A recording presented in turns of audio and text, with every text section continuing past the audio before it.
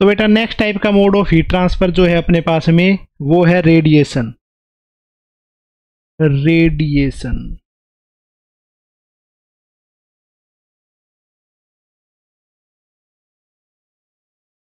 Radiation देखो अपने पास में क्या होता है, जिस केस में हम हीट को जो हीट है उसको इलेक्ट्रोमैग्नेटिक वेव की टर्म्स में ट्रांसफर करते हैं, उस मोड को बोला जाता है radiation.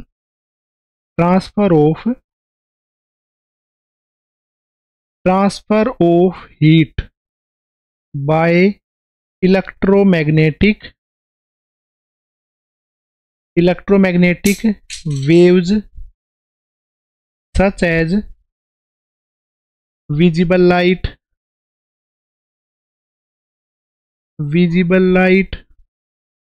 infrared, ultraviolet rays etcetera. In terms में कोई भी इलेक्ट्रोमैग्नेटिक वेव है उसको, जो हीट है इलेक्ट्रोमैग्नेटिक वेव की टर्म्स में, उसी चीज को बोला जाता है बेटा रेडिएशन। ठीक है, रेडिएशन की टर्म्स में जब हम हीट ट्रांसफर कर रहे होते हैं तो किसी मीडियम की रिक्वायरमेंट नहीं होती है, नो मीडियम इज रिक्वायर्ड। कोई भी मीडियम की रिक्वायरमेंट नहीं है, बिना किसी मीडियम के भी ये हीट ट्रांसफर करी जा सकती है। ठीक है, इस चीज के लिए अपने पास में एक थ्योरी आती है जिसको बोलते हैं Prevost theory of heat exchange. Prevost theory of heat exchange.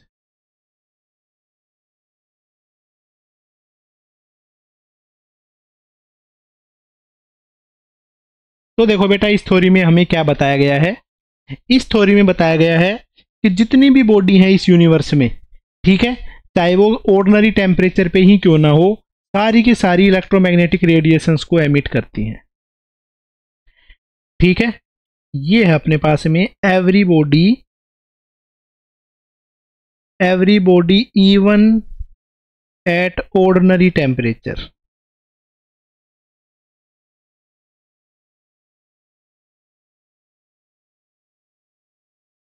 even at ordinary temperature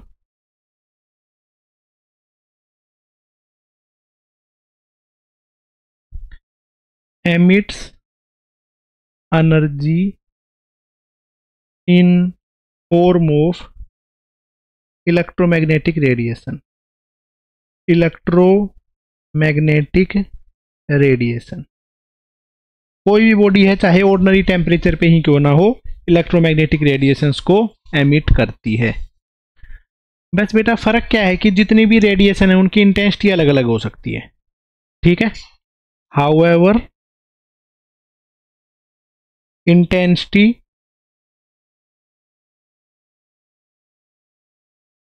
intensity of different radiation में वेरी विद टेम्परेचर।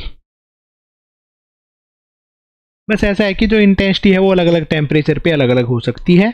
ठीक है, ऐसा हो सकता है किसी और कलर की लाइट ज़्यादा आ जाए, किसी कलर की रेडिएशन कम आ जाए। ठीक है, तो देखो बेटा क्या है, अगर अपने पास में कोई भी बॉडी है, ये मान लेते हैं कोई बॉडी है, ठीक है, और बॉडी का टेम्परेचर है TB। ठीक है, टेम्परेचर ऑफ बॉडी। अब बेटा बॉडी का कुछ भी टेम्परेचर है 0 केल्विन के अलावा, तो उस केस में जो बॉडी है वो रेडिएशंस को एमिट कर रही होती है। ठीक है, अब क्योंकि बेटा सराउंडिंग है, सराउंडिंग का भी कुछ टेम्परेचर है, तो सराउंडिंग का टेम्परेचर है, उस वजह से क्या होगा,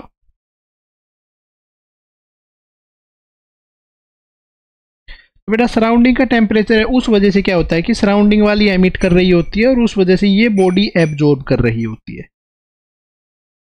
खुद के टेम्परेचर की वजह से एमिशन और सराउंडिंग के टेम्परेचर की वजह से एब्जॉर्प्शन, और हर वेवलेंथ की लाइट है उसको एब्जॉर्ब किया जा रहा है। ठीक है, अब बेटा साथ साथ में body emit due to temperature, खुद का जो टेम्परेचर है TB उस वजह से बॉडी एमिट कर रही होती है, और उस एमिटिंग जो पावर है उस पावर को बोलते हैं एमिशन पावर या पावर एमिट। तो एमिट होने वाली पावर को मैंने पी एमिट लिख दिया, क्योंकि ये वाली रेडिएशन एमिट हो रही थी तो इसके आगे मैंने लिख दिया है। ठीक है, और बॉडी एब्जॉर्ब कर रही है सराउंडिंग के टेम्परेचर पे की वजह से। Body absorb due to surrounding temperature. Temperature of surrounding की वजह से बॉडी है वो अपने पास में हीट को या एनर्जी को एब्जॉर्ब कर रही है, और जितनी पावर को एब्जॉर्ब कर रही है उस पावर को मैंने लिख दिया है पावर एब्जॉर्ब्ड या PABS। तो खुद के टेम्परेचर की वजह से एमिट, सराउंडिंग के टेम्परेचर की वजह से एब्जॉर्ब, ऐसा केस अपने पास में हो रहा है। ठीक है, ये होती है Prevost theory of heat exchange की, हीट एक्सचेंज की प्रीवोस्ट थ्योरी। कोई भी बॉडी है खुद के टेम्परेचर की वजह से एमिट करेगी, सराउंडिंग के टेम्परेचर की वजह से एब्जॉर्ब कर रही होगी। इसमें अब अपने पास में 3 केस बनते हैं। केस नंबर 1, अगर बेटा बॉडी का टेम्परेचर ज़्यादा है सराउंडिंग के टेम्परेचर से, तो उस केस में क्या है कि भाई बॉडी एमिट ज़्यादा करेगी और एब्जॉर्ब्ड पावर है वो उसकी कम होगी, एब्जॉर्ब कम करेगी, क्योंकि टेम्परेचर ज़्यादा है बॉडी का, तो उस वजह से बॉडी एमिट कर रही है तो एमिट ज़्यादा करेगी। तो इस वजह से क्या होगा कि बेटा एमिशन ज़्यादा हो रहा है, एब्जॉर्प्शन कम है, तो बॉडी ओवरऑल हीट को एब्जॉर्ब करेगी, रेडिएशंस को एब्जॉर्ब करेगी, तो बॉडी ओवरऑल हीट को एमिट करेगी क्योंकि बॉडी की एमिशन पावर ज़्यादा है। तो इस वजह से जो बॉडी का टेम्परेचर है वो डाउन चला जाएगा, और एट द एंड क्या होगा कि भाई सराउंडिंग के साथ में इक्विलिब्रियम में आ जाएगी। ठीक है, बॉडी का टेम्परेचर इस केस में डाउन चला जाएगा। नेक्स्ट आ जाता है केस नंबर 2, अगर बेटा बॉडी का टेम्परेचर कम है सराउंडिंग के टेम्परेचर से, सराउंडिंग का ज़्यादा है बॉडी का कम है, तो उस केस में क्या है कि इस केस में बॉडी है वो एमिट कम करती है।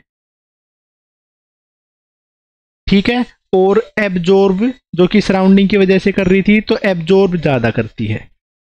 ठीक है, तो इस वजह से बॉडी एब्जॉर्ब ज़्यादा कर रही है तो बॉडी का टेम्परेचर बढ़ जाएगा, क्योंकि बॉडी ने ज़्यादा हीट एब्जॉर्ब कर ली है, और एट द एंड क्या हो जाएगा कि सराउंडिंग के बराबर उसका टेम्परेचर आने की ट्राई रहेगी, इक्विलिब्रियम उसके बाद में आ जाता है।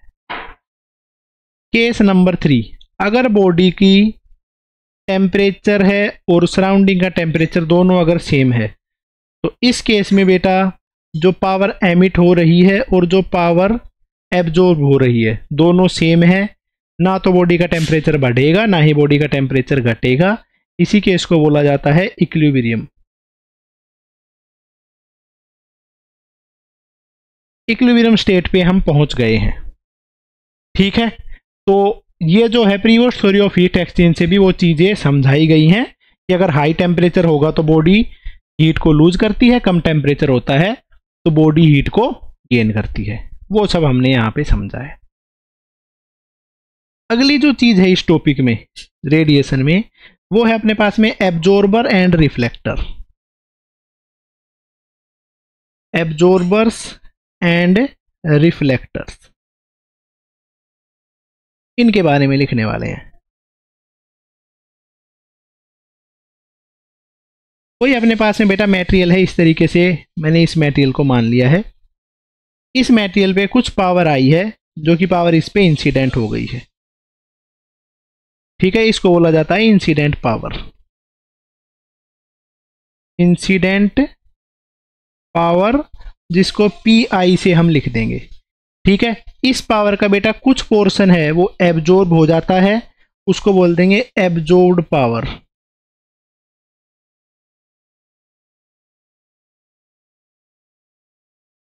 ठीक है, इसका कुछ पोर्शन जो है इंसिडेंट पावर का थोड़ा सा जो पोर्शन है वो रिफ्लेक्ट हो जाता है, तो उसको बोलेंगे पावर या रिफ्लेक्टेड पावर, पावर रिफ्लेक्टेड।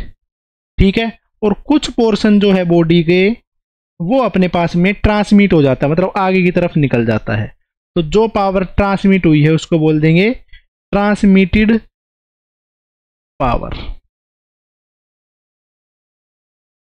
ठीक है, तो बेटा इंसिडेंट पावर जो है वो अपने पास में इन 3 केसेस में जा सकती है। पी ए में पी कैपिटल ए लिख देता हूं, इंसिडेंट के लिए भी कैपिटल आई लिख देता हूं। तो बेटा कोई भी पावर इंसिडेंट होगी उसमें से थोड़ी सी एब्जॉर्ब हो जाएगी, थोड़ी सी रिफ्लेक्ट हो जाएगी, थोड़ी सी ट्रांसमिट हो जाएगी। ये अपने पास में चीजें या केस हो सकते हैं। ठीक है, तो इस केस में लिखा जा सकता है कंजर्वेशन ऑफ एनर्जी की वजह से जो भी पावर इंसिडेंट हुई है या तो एब्जॉर्ब हुई है, या तो रिफ्लेक्ट हुई है, या तो ट्रांसमिट हुई है। ठीक है, तो ये अपने पास में केस आ गया है। इस केस को मैं डिवाइड कर देता हूं पी आई से, डिवाइडेड बाय इंसिडेंट पावर। तो लेफ्ट साइड है वो बन जाएगी 1, राइट साइड बन जाएगी absorb power upon incident power. ठीक है, reflected power divided by incident power, transmitted power upon incident power. इस तरीके से इस केस को लिखा जाता है। ठीक है, ये अपने पास में इसकी जो वैल्यू है वो अपने पास में 1 बन गई है। तो बेटा अब जो है पहला है इस केस में absorbed power upon incident power, इस चीज को डिफाइन किया जाएगा एब्जॉर्प्टेंस। ठीक है, reflected power upon incident power, इसको डिफाइन किया जाएगा reflectance. Transmitted power upon incident power, इसको डिफाइन किया जाएगा ट्रांसमिटेंस। तो एब्जॉर्प्टेंस, रिफ्लेक्टेंस और ट्रांसमिटेंस, इन तीनों चीजों का सम करेंगे तो हमेशा अपने पास में 1 के इक्वल आएगा। तो इधर से अपने पास में क्या निकल के आया बेटा, ए जो है उसका नाम है एब्जॉर्प्टेंस। और एब्जॉर्प्टेंस को कैसे डिफाइन किया जाता है कि power absorbed upon power incident, upon power incident. जो इंसिडेंट पावर हुई है उसमें से कितनी सी पावर को एब्जॉर्ब कर लिया गया है। ठीक है, नेक्स्ट डिफाइन किया गया है आर, जिसको ये बोलते हैं रिफ्लेक्टेंस। रिफ्लेक्टेंस इसको बोलेंगे power reflected, power reflected divided by power incident. Reflected power को इंसिडेंट पावर से डिवाइड किया गया है, इसको डिफाइन किया गया है रिफ्लेक्टेंस। नेक्स्ट जो चीज है वो है अपने पास में टी फॉर ट्रांसमिटेंस। ट्रांसमिटेंस है, इसको डिफाइन किया जाएगा ट्रांसमिटेड पावर, ट्रांसमिटेड पावर या power transmitted upon power incident. मतलब कितना फ्रैक्शन ऑफ पावर जो इंसिडेंट हुई थी उसमें से ट्रांसमिट हुई है, उस चीज को ट्रांसमिटेंस। ट्रांसमिटेंस, रिफ्लेक्टेंस और एब्जॉर्प्टेंस, तीनों का जो सम मिलाएंगे तो बेटा 1 के इक्वल आएगा। ये कुछ चीजें हैं जो हमें ध्यान रखनी है, इनके अकॉर्डिंगली ही आगे की चीजें डिफाइन करी जाएंगी। इसके बाद में नेक्स्ट है बेटा Kirchhoff law, Kirchhoff's law of radiation. Radiation का जो किरचॉफ लॉ है वो, किरचॉफ लॉ ऑफ रेडिएशन समझो अपने पास में क्या होता है, ये हमें बताता है जो भी गुड एब्जॉर्बर है वो गुड रिफ्लेक्टर होगा। सॉरी, जो चीज जितना ज्यादा एब्जॉर्ब करेगी वो उतना ही ज्यादा एमिट करेगी। ठीक है, और जो जितना कम एब्जॉर्ब करेगी वो उतना ही कम एमिट करेगी। इसका मतलब है कि बेटा good absorber are good emitter. ठीक है, जो जितना ज्यादा एब्जॉर्ब करेगा वो उतना ही ज्यादा एमिट करेगा। ठीक है, एंड बैड एब्जॉर्बर्स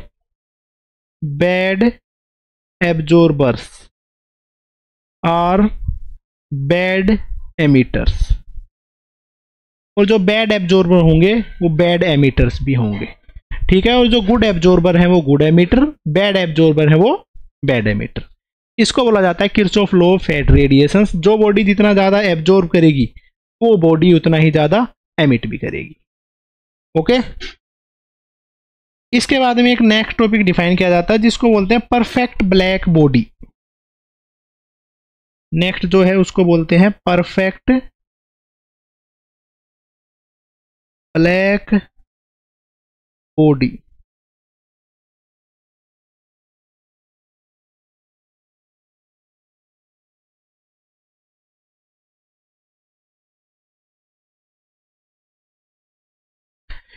ठीक है बेटा, परफेक्ट ब्लैक बॉडी है उसको समझाता हूं। एक अपने पास में इस तरीके से कोई बॉडी है, इसको बोल दिया मैंने ये परफेक्ट ब्लैक बॉडी है। ठीक है, परफेक्ट ब्लैक बॉडी का मतलब ये है बेटा, इस पे जितनी भी पावर इंसिडेंट करें, ठीक है, वो सारी की सारी पावर एब्जॉर्ब ही हो जाए, तो इसको बोलते हैं परफेक्ट ब्लैक बॉडी। ठीक है, ऐसा केस है जिसमें power incident will be equal to power absorbed. जितनी भी पावर इंसिडेंट करी जाती है वो सारी की सारी पावर एब्जॉर्ब ही हो जाती है। ऐसी बॉडी को बोला जाता है परफेक्ट ब्लैक बॉडी। ओके,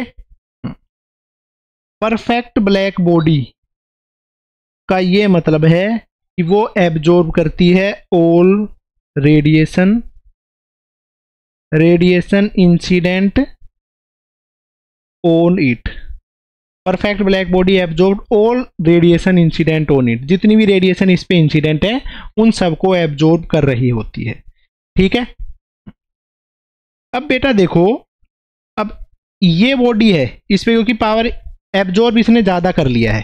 ठीक है भाई, एब्जॉर्ब करेगी तो उस वजह से इस बॉडी का टेम्परेचर बढ़ता हुआ चला जाएगा। अब ये अपने बढ़ते हुए टेम्परेचर की वजह से एमिट भी कर सकती है। ये मत सोचना कि ये बॉडी एमिट करती ही नहीं है, बॉडी एमिट करती है, अपने टेम्परेचर बढ़ने की वजह से एमिशन इसके में हो जाएगा।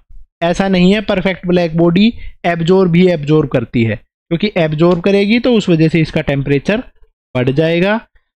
तो it's temperature rise and due to temperature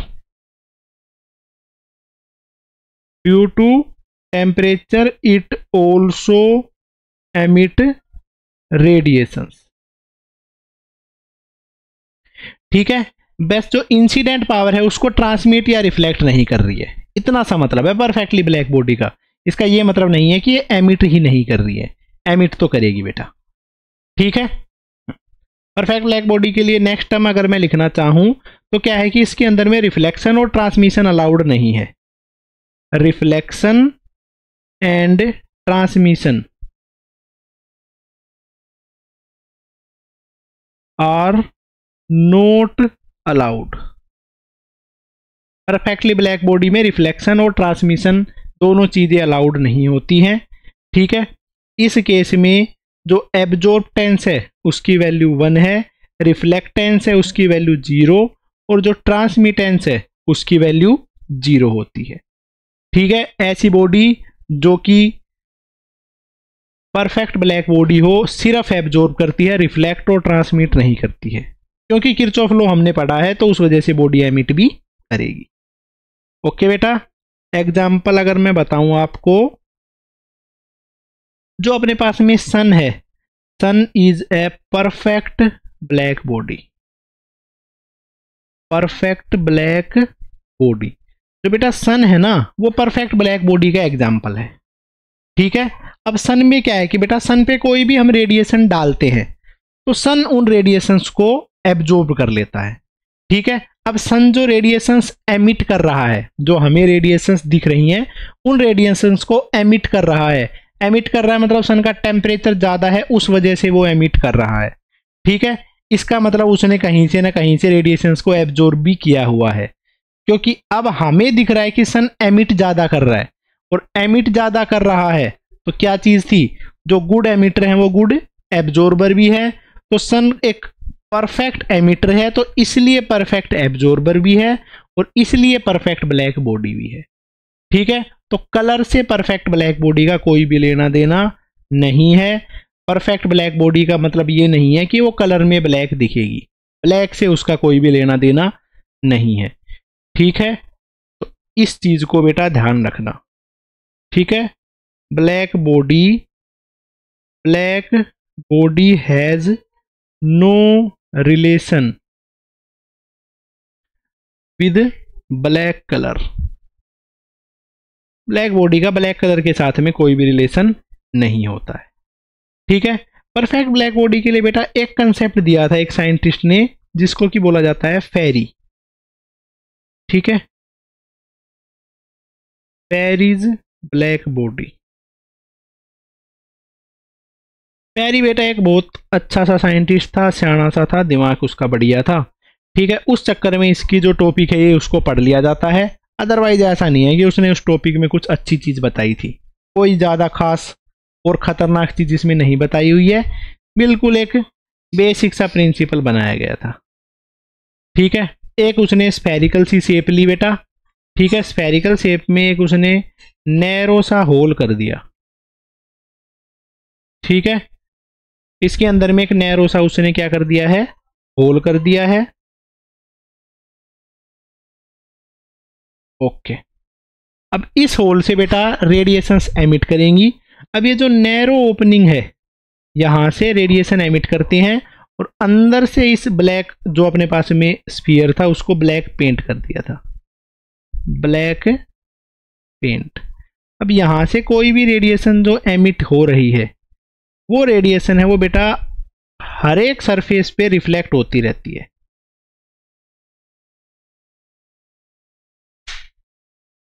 ठीक है, हर एक सरफेस पे ये रिफ्लेक्ट होती रहती है और इसके अंदर में घूम रही होती है।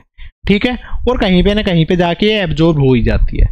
तो इस केस में जो नैरो ओपनिंग है, ये नैरो ओपनिंग,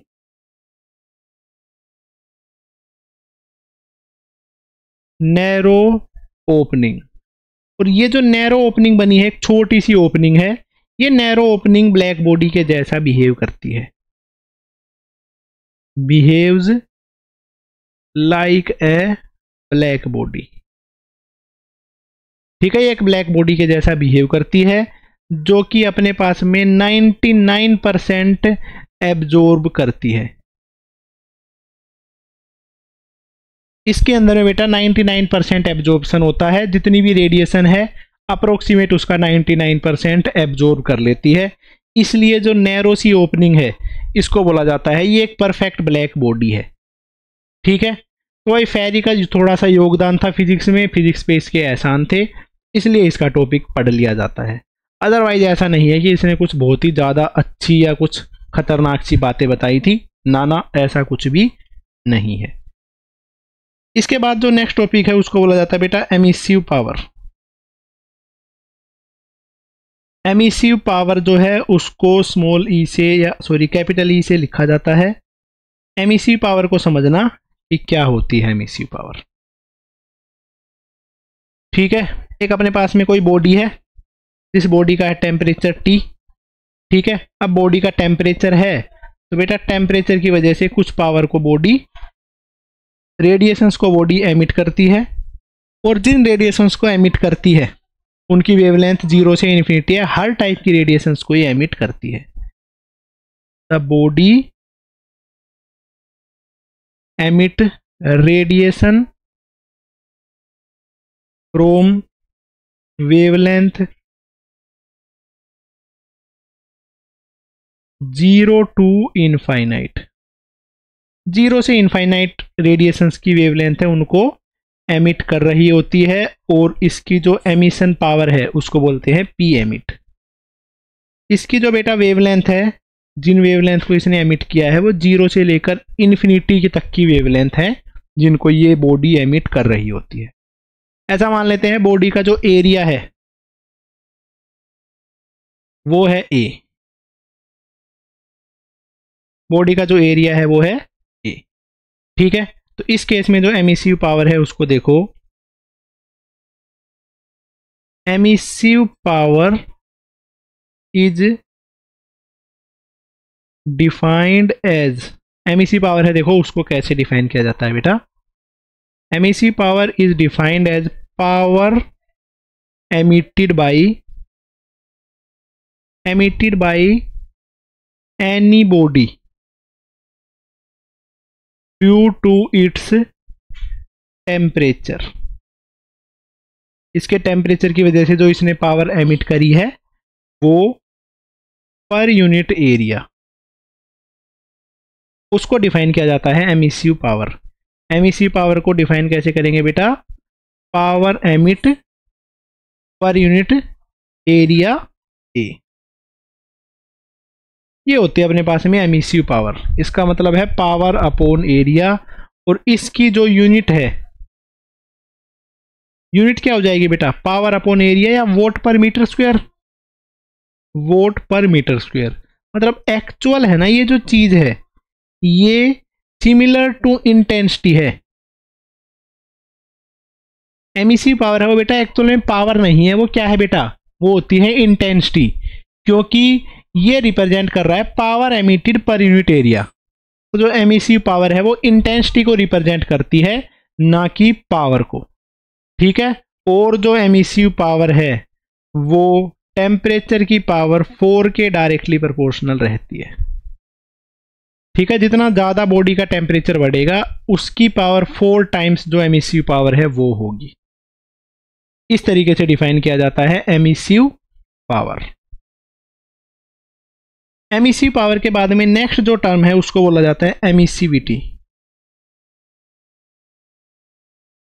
एमिसिविटी को लिखा जाता है स्मॉल ई से। एमिसिविटी है उसको समझते हैं बेटा। एक हमने एक बॉडी ले ली है, टी टेम्परेचर है, वो है बॉडी। अब बेटा बॉडी ऑब्वियस सी बात है पावर को एमिट कर रही होगी। अब इस बॉडी का टेम्परेचर है कुछ, तो ऑब्वियस सी बात है बॉडी पावर को एमिट कर रही होगी। और अगर पावर को एमिट कर रही है तो इस केस में इस बॉडी की एमिसिव पावर भी आएगी। ये जो है वो क्या है? इस बॉडी की एमिसिव पावर। चलो कोई दिक्कत नहीं है। इसी की बजाय बेटा ये कोई बॉडी ना होके अगर परफेक्ट ब्लैक बॉडी होती तब भी बेटा इसके टेम्परेचर की वजह से पावर को एमिट करती। तो उस केस में जो परफेक्ट ब्लैक बॉडी है उसकी एमिसिव पावर को मैं डिफाइन कर रहा हूं ई नोट। दोनों के दोनों टी टेम्परेचर पे ही हैं बेटा। एक तो है नॉर्मल सी बॉडी, एक है अपने पास में परफेक्ट ब्लैक बॉडी। दोनों की दोनों एमिट कर रही हैं खुद के टेम्परेचर की वजह से। ऑब्वियस सी बात है बेटा ब्लैक बॉडी है, ज्यादा एब्जॉर्ब करती है तो ज्यादा एमिट करेगी। तो ब्लैक बॉडी ज्यादा एमिट कर रही है, नॉर्मल की जो बॉडी है वो कम एमिट कर रही है। बट एमिट दोनों की दोनों कर रही हैं, हर वेवलेंथ की रेडिएशन को एमिट कर रही हैं। ठीक है, अगर एमिट कर रही हैं तो एमिसिव पावर भी आ गई है। अब जो एमिसिविटी है उसको देखो कैसे डिफाइन किया जाता है। एमिसिविटी को डिफाइन किया जाएगा एमिसिव पावर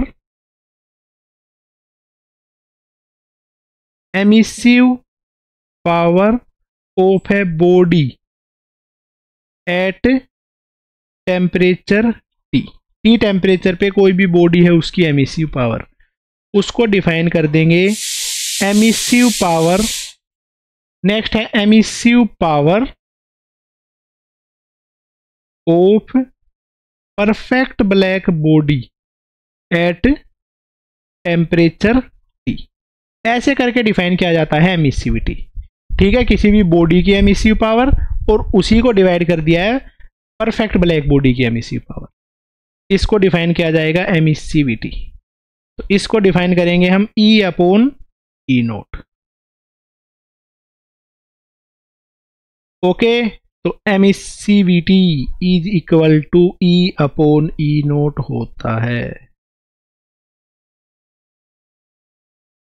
ओके मेरे बच्चे, बस इतना सा होता है एमिसिविटी। ठीक है, अब बेटा हमें जैसा कि पता है भाई कोई भी बॉडी है, ठीक है, उसमें जो स्मॉल ई है उसकी वैल्यू ई नोट से ज़्यादा, ई नोट से कम रहेगी, क्योंकि परफेक्ट ब्लैक बॉडी है वही सबसे ज़्यादा एमिट कर सकती है। ठीक है, नॉर्मल कोई भी बॉडी है वो कम ही एमिट करेगी। तो जो अपने पास में ई है, ठीक है, उसकी वैल्यू एग्जिस्ट करेगी बेटा 0 से लेकर 1 के बीच में। अगर वो 0 के इक्वल है तो ऐसी बॉडी है वो कुछ एमिट ही नहीं कर रही है। ठीक है, और अगर वो 1 के इक्वल है मतलब फ्री स्पेस है बेटा, वो कुछ भी एमिट नहीं कर सकता है, उसकी अपने पास में एमिसिविटी है उसकी वैल्यू 0 होगी। अगर कोई अपने पास में परफेक्ट ब्लैक बॉडी है तो उसकी एमिसिविटी की वैल्यू 1 होगी।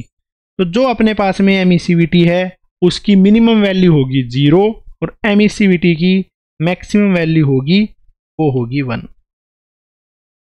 ठीक है, और एमिसिविटी की वैल्यू 1 होती है और परफेक्ट ब्लैक बॉडी, जो भी परफेक्ट ब्लैक बॉडी है उसकी एमिसिविटी 1 होती है। तो उसका एब्जॉर्बटेंसी 1 था, एमिसिविटी भी 1 थी। इसका मतलब क्या है, वो गुड एब्जॉर्बर है तो वो गुड एमिटर भी है। ये होता है परफेक्ट ब्लैक बॉडी के बारे में। ठीक है, कुछ चीजें हमने डिफाइन करी बेटा, इन सब का यूज होगा आगे जाके। ठीक है, कुछ पैरामीटर्स हैं उनको हम डिफाइन कर रहे हैं। इसके बाद में एक नेक्स्ट चीज हम डिफाइन करते हैं जो कि है spectral emissive power. Spectral emissive power, spectral emissive power है उसको समझना। इसको ई ऑफ लैम्डा से लिखते हैं, ई के सबस्क्रिप्ट में लैम्डा लिख दिया। ओके बेटा, तो इस चीज को समझाता हूं। एक बॉडी है जिसका टेम्परेचर है T, सरफेस के एरिया है A। जो बॉडी है पावर को एमिट करेगी क्योंकि बॉडी का टेम्परेचर था कुछ, और जो एमिट कर रही है वो वेवलेंथ कहाँ से कहाँ तक होती है बेटा, 0 से इन्फिनिटी, हर टाइप की रेडिएशंस को एमिट करती है। और बॉडी के लिए जो अपने पास में एमिसिव पावर है, एमिसिव पावर, उसको डिफाइन किया जाता है power emit per unit area, जो कि बेटा अपने पास में इंटेंसिटी की जैसी ही टर्म है, लाइक इंटेंसिटी। ठीक है, ये टॉपिक बेटा इतनी ज्यादा बार समझा दूंगा ना तुम्हें ये पढ़ते ही याद हो जाएगी। ठीक है, इतनी बार ये चीजें लिख दी हैं ताकि ये पढ़ते पढ़ते ही आपको याद होती हुई जा रही हैं। ठीक है, और कहीं से पढ़ोगे बहुत ज्यादा दिक्कतें आने वाली हैं। अच्छे तरीके से, बढ़िया तरीके से चकाचक आपको पढ़ा दिया गया है। ओके बेटा, ऐसा रहता है अपने पास में। चलो तो भाई, बट इंटेंसिटी अलग अलग रहती है, ये चीज हमने शुरू में ही पढ़ी थी, previous theory of heat exchange. अब बेटा मैं वेवलेंथ है ना, वेवलेंथ के लिए एक नंबर लाइन बनाता हूं। स्टार्टिंग में है बेटा वेवलेंथ है 0, और जो वेवलेंथ एमिट कर रही है लास्ट में मैक्सिमम वेवलेंथ, मतलब कि मैक्सिमम वेवलेंथ जो हो सकती है वो तो इन्फिनिटी है। ठीक है बेटा, यहाँ पे होगा 0, फिर 1 2 3 4 5 6 7 8, ऐसे ऐसे सारी की सारी वेवलेंथ है उनको एमिट करती है। 0 और 1 से बीच में जितने भी पॉइंट की वेवलेंथ है, 0.001 0.002, सब वेवलेंथ को कोई भी बॉडी है वो एमिट कर रही होती है। इंटेंसिटी अलग अलग हो सकती है। अब देखो, अगर मैं ऐसा बोलूं कि अगर मुझे चाहिए इंटेंसिटी एक कोई 4000 एंगस्ट्रोम की वेवलेंथ है, उसकी इंटेंसिटी पता करनी है, तो उस केस में देखो क्या रहता है। ठीक है कि भाई एग्जैक्टली 4000 वेवलेंथ ऐसा तो मेजर करना पॉसिबल ही नहीं है।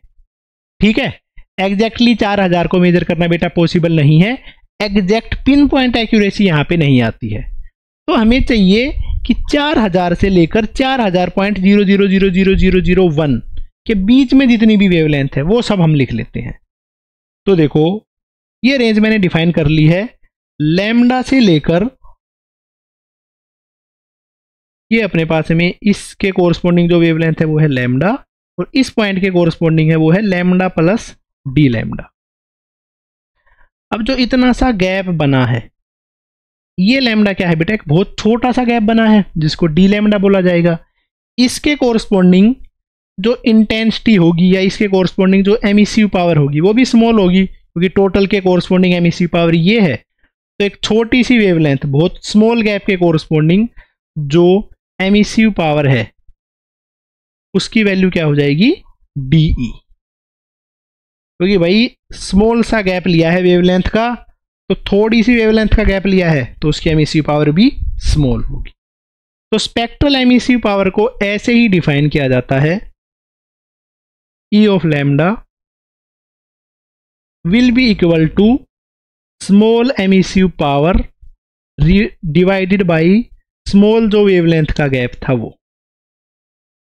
इसका मतलब क्या है कि इस छोटी सी वेवलेंथ या इस लैम्डा वेवलेंथ है, इस वेवलेंथ के कोरस्पॉन्डिंग इंटेंसिटी इस वेवलेंथ या इस कलर के कितने से फोटोन एमिट हुए हैं, मतलब इस वेवलेंथ के कितने से फोटोन बाहर निकले हैं। ठीक है, फोटोन थ्योरी में उसको ऐसा पढ़ा जाएगा, बट इसके कोरस्पॉन्डिंग जो इंटेंसिटी है वही है इस लिखने का मतलब। तो इसका मतलब है स्पेक्ट्रल एमिसिव पावर का जो मतलब है वो लिखते हैं इंटेंसिटी कोरस्पॉन्डिंग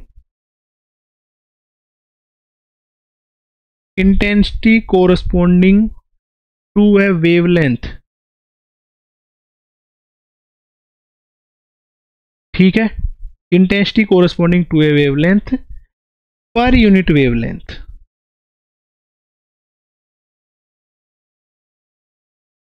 ठीक है, इंटेंसिटी कोरस्पॉन्डिंग टू वेवलेंथ ये रिप्रेजेंट हो रहा है डी से, पर यूनिट वेवलेंथ ये हो रहा है डी लैम्डा से। ऐसे करके इसको डिफाइन किया जाता है कि भाई एक स्पेसिफिक कलर की कितनी सी इंटेंसिटी है, एक स्पेसिफिक लैम्डा के कोरस्पॉन्डिंग कितनी इंटेंसिटी है, वो चीज होता है ये। ठीक है, ऑल्सो बेटा। ठीक है, यहां से अगर मुझे डी निकालना है तो डी की वैल्यू क्या आ जाएगी, ई लैम्डा को मैंने डी लैम्डा से मल्टीप्लाई कर दिया तो ये क्या आ जाएगा डी। ठीक है, इसको अगर मैं दोनों तरफ से इंटीग्रेट कर दूं, ई लैम्डा डी लैम्डा, और इधर जो डी है इसको इंटीग्रेशन करेंगे तो क्या आ जाएगा। ठीक है, तो स्पेक्ट्रल एमिसिव पावर का वेवलेंथ में इंटीग्रेशन कर देते हैं तो वो ई के इक्वल निकल के आ जाता है। इधर पे देखो अपने पास में बेटा ग्राफ भी बनाया जाता है। ठीक है, तो जो अपने पास में स्पेक्ट्रल एमिसिव पावर का है किसी भी मटेरियल के लिए जो ग्राफ है ना वो इस तरीके से नजर आ रहा होता है। ठीक है, एक्सपेरिमेंटल ग्राफ है बेटा ये। स्पेक्ट्रल एमिसिव पावर का जो ग्राफ बना रहे हैं वो इस तरीके से आता है। अपने पास में जीरो वेवलेंथ के जीरो इंटेंसिटी है, इस वेवलेंथ के कोरस्पॉन्डिंग इतनी सी इंटेंसिटी है, इसके कोरस्पॉन्डिंग इतनी सी, इसके कोरस्पॉन्डिंग इतनी सी। ठीक है, हर को वेवलेंथ के कोरस्पॉन्डिंग इंटेंसिटी है वो नजर आ रही है।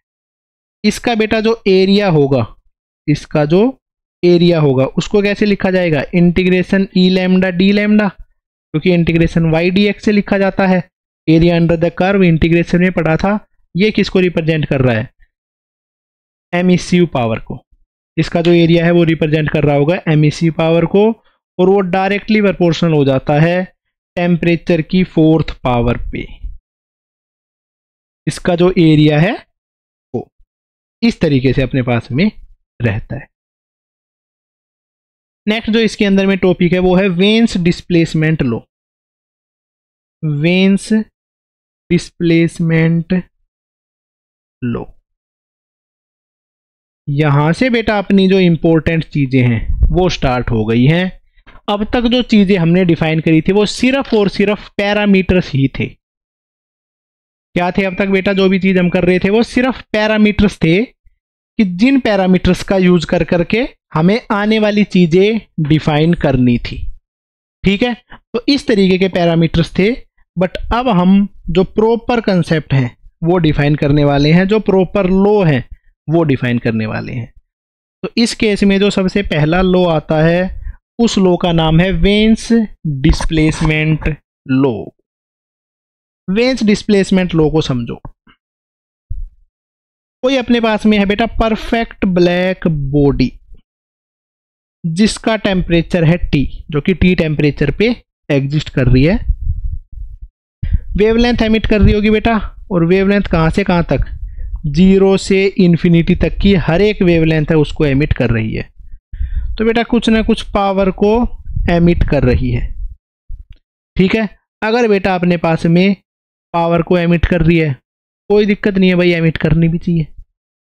ठीक है, अगर पावर को एमिट कर रही है तो उस केस में इसकी क्या डिफाइन करी जाएगी बेटा, इस केस में डिफाइन करी जाएगी इसकी एमिसिव पावर। पर परफेक्ट ब्लैक बॉडी है तो एमिसिव पावर हो जाएगी ई नॉट। स्पेक्ट्रल एमिसिव पावर भी डिफाइन करी जा सकती है डी बाई डी लैम्डा। चलो बहुत बढ़िया है भाई। ठीक है, अब इस तरीके इसका यूज करके ही एक हमारे पास में ग्राफ बनाया जाता है कि भाई स्पेक्ट्रल एमिसिव पावर और लैम्डा के बीच में, और ये जो ग्राफ हम बनाते हैं तो इस तरीके का सा ये ग्राफ नजर आता है। ऐसे ऐसी करके ये ग्राफ है वो नजर आता है। तो भाई ठीक है, ऐसा करके बेटा ये ग्राफ नजर आता है। ठीक है, ग्राफ नजर आने में इसमें कोई दिक्कत नहीं है। इसे बेटा इस वेवलेंथ के कोरस्पॉन्डिंग इतनी सी इंटेंसिटी, इसकी इंटेंसिटी इतनी सी, इसकी इंटेंसिटी इतनी सी, इसकी इंटेंसिटी इतनी सी, ऐसे ऐसे करके सबकी इंटेंसिटी है। इधर तक की चीजें बता दी थी, बस वो नॉर्मल बॉडी के लिए बताई थी। ये अपने पास में परफेक्ट ब्लैक बॉडी है। अब बेटा ये अपने पास में वो वेवलेंथ है जिसके कोरस्पॉन्डिंग सबसे ज्यादा एमिशन हो रहा है।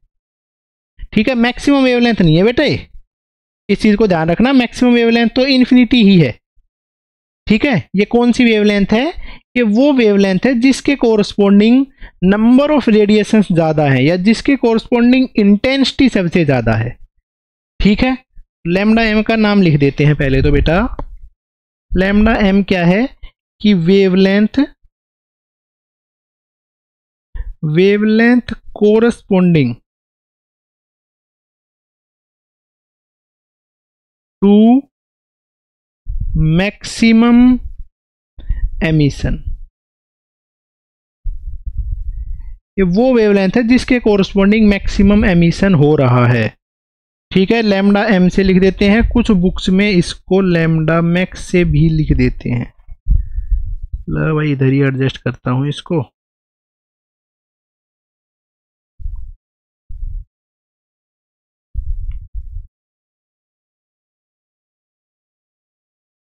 ओके, ये होता है अपने पास में मैक्सिमम एमिशन, मतलब जिसके कोरस्पॉन्डिंग सबसे ज्यादा एमिशन हो रहा है वो वाली वेवलेंथ। हाँ, अब ये जो लो है ना, ये लो क्या स्टेट कर रहा है उसके बारे में लिखते हैं। वेन्स डिस्प्लेसमेंट लो है ना, अब यहां से स्टार्ट होता है। This low states that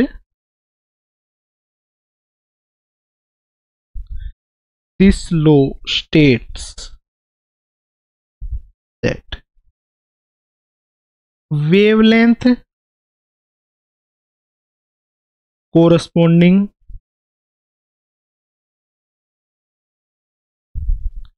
to maximum emission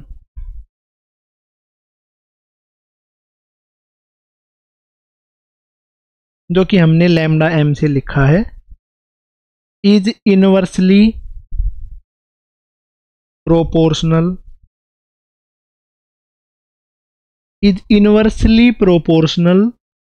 to temperature of black body. Temperature of black body तो मैक्सिमम वेवलेंथ, मैक्सिमम एमिशन के कोरस्पॉन्डिंग जो वेवलेंथ है लैम्डा एम से जिसको लिखा गया है, वो टेम्परेचर के इनवर्सली प्रोपोर्शनल होती है। बेटा जितना ज्यादा टेम्परेचर होगा उतना ही कम मैक्सिमम एमिशन वाली वेवलेंथ बन जाएगी।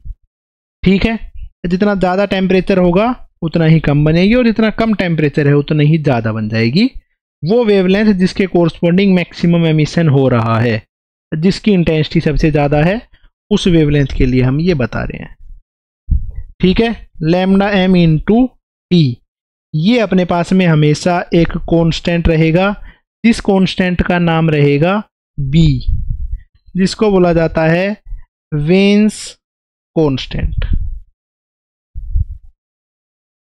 ठीक है, वेन्स कांस्टेंट है, उसकी वैल्यू होती है 2.89 इंटू 10⁻³ मीटर केल्विन। ये होता है अपने पास में वेन्स कांस्टेंट। वेवलेंथ है मीटर, टेम्परेचर है केल्विन। इस तरीके से इसको लिखा गया है। इस पे बेस्ड अगर मैं एक एग्जाम्पल लिख के आपको बताऊं तो आपको और ज्यादा क्लियर रहेगा। अगर बेटा ये मैंने एक ग्राफ बनाया है, देखो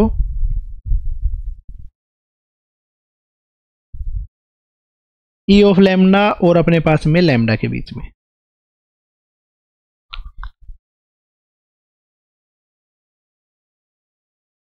ठीक है। ग्राफ जरा थोड़ा सा स्मूथ नहीं बना रहा हूं, ऐसा सा बना रहा हूं। चलो ठीक है, 3 ग्राफ हैं। एक है टेम्परेचर T1 का सबसे नीचे वाला ग्राफ है, T2 और T3। हमें बताना बेटा कौन सा वाला टेम्परेचर ज़्यादा है। ठीक है, ये हमसे पूछा गया है। टेम्परेचर क्योंकि बेटा एरिया अंडर द कर्व से भी आ जाएगा, ई क्योंकि टी की पावर 4 पे डिपेंड करता है। ई जो इसका एरिया अंडर द ग्राफ है वो टी की पावर 4 पे डिपेंड करता है, तो उससे भी पता चल सकता था, बट क्योंकि वो वाला तरीका हम नहीं लगा रहे हैं। ओके मेरे बच्चे, जिसका एरिया जितना ज़्यादा उसका टेम्परेचर उतना ही ज़्यादा। बट वेन्स डिस्प्लेसमेंट लॉ से पता करेंगे बेटा, T1 जो है ना उसके कोरस्पॉन्डिंग जो मैक्सिमम एमिशन है वो लिख दे हैं λ1 से। इसके कोरस्पॉन्डिंग जो मैक्सिमम एमिशन है उसको मैंने लिख दिया है λ2 से। इसके कोरस्पॉन्डिंग जो मैक्सिमम एमिशन है उसको मैंने लिख दिया है λ3 से। तो लैम्डा की ये लाइन है, यहाँ पे लैम्डा 0 है, इधर पे इन्फिनिटी है, तो सबसे कम है λ3, फिर λ2, फिर λ1, क्योंकि आगे आगे बढ़ते जा रहे हैं तो लैम्डा आगे बढ़ता जा रहा है।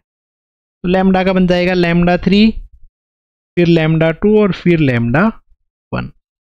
वेन्स डिस्प्लेसमेंट लॉ से क्या लिख सकते हैं, टेम्परेचर T3 सबसे ज़्यादा, फिर T2 और फिर है T1।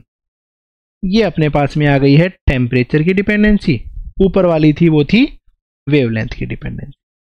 वेवलेंथ की जो टेम्परेचर पे डिपेंडेंसी है उसको हमने लिख लिया है। अब इसके अकॉर्डिंगली कोई भी जो क्वेश्चन है वेन्स डिस्प्लेसमेंट लॉ का आपका गलत नहीं होना चाहिए, आपको हर एक क्वेश्चन इसका निकालना आना चाहिए। ठीक है, तो वेन्स डिस्प्लेसमेंट लॉ। इसके बाद जो नेक्स्ट लॉ आता है उसको बोलते हैं स्टीफन्स लॉ।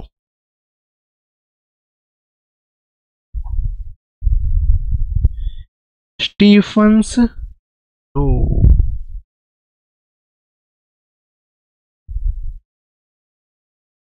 स्टीफन्स लॉ को समझो बेटा क्या होता है।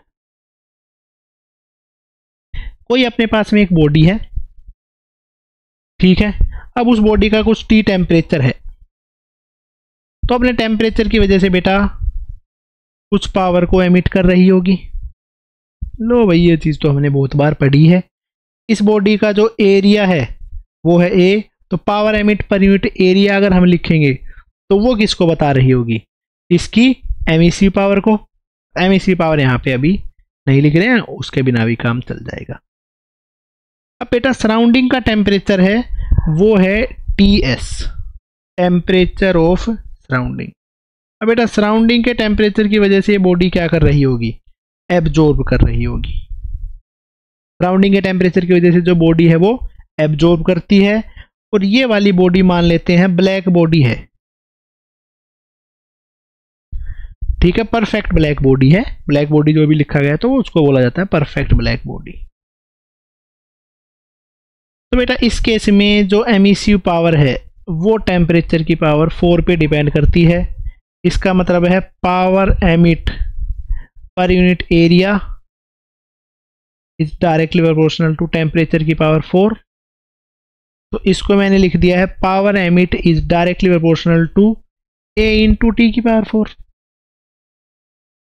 अब इसमें प्रोपोर्शनैलिटी कांस्टेंट हम लगा देते हैं sigma.